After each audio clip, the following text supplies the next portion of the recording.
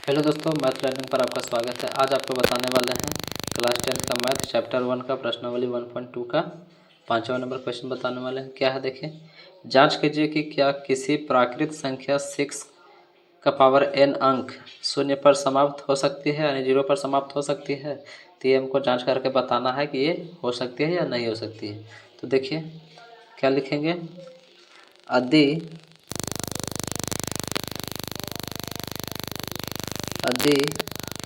6 का power n के इकाई अंक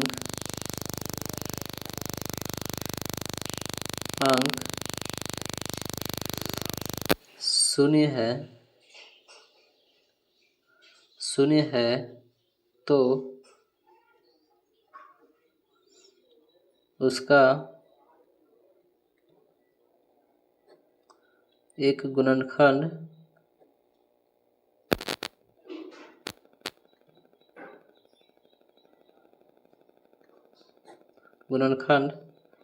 5 अवश्य होगा।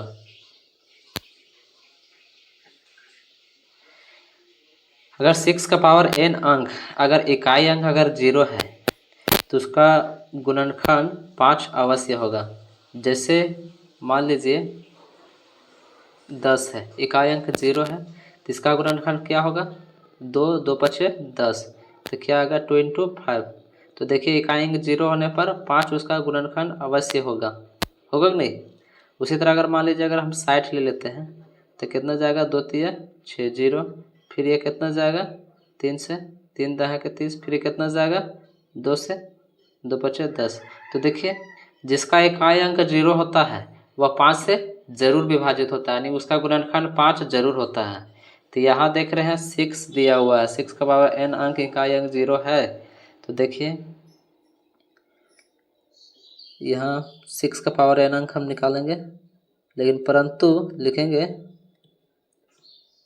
परंतु 6 का पावर n क्या हो जाएगा, 2 इंटू 3, पावर में कितना है n, तो 6 को तोड़ दिए, 2 तिया 6, ये हो गया।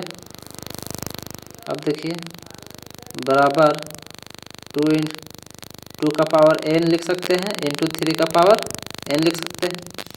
इसका गुणनखंड सिर्फ क्या आ रहा है, 2 और 3, क्या आ रहा है 2 और 3, 5 नहीं आ रहा है। तो हम क्या सकते हैं कि जो यह दर्शाता है,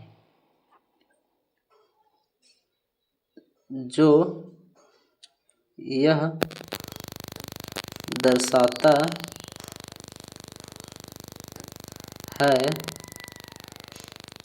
कि 2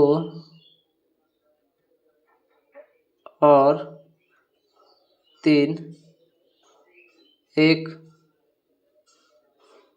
मात्र अभाज्य गुणनखंड है, अभाज्य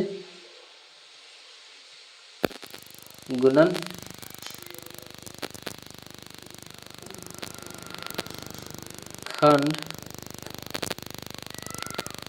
है। तो देखिए जिस भी संख्या का इकाई अंक 0 होता है उसका अभाज्य गुणनखंड 5 जरूर होता है।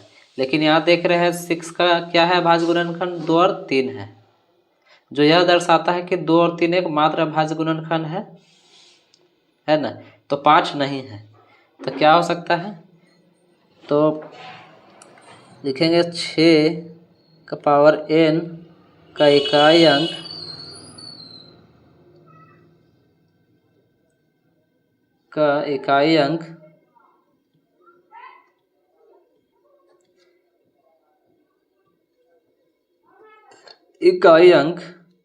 कभी भी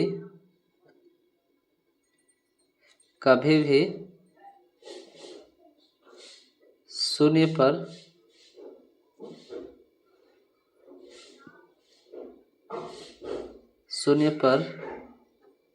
समाप्त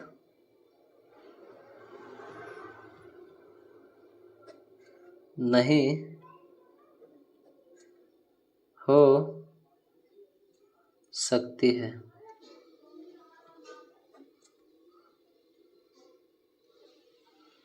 जो यह दर्शाता है, क्या दर्शाता है, कभी भी 6 का पावर n अंक इकाई अंक जो है कभी भी शून्य पर समाप्त नहीं होगा। कब होगा इकाई अंक शून्य? जब उसका गुणनखंड 5 होगा। तो ऐसा नहीं है, इसका गुणनखंड क्या आया है, 2 और 3 एक मात्र अभाज्य गुणनखंड है ना।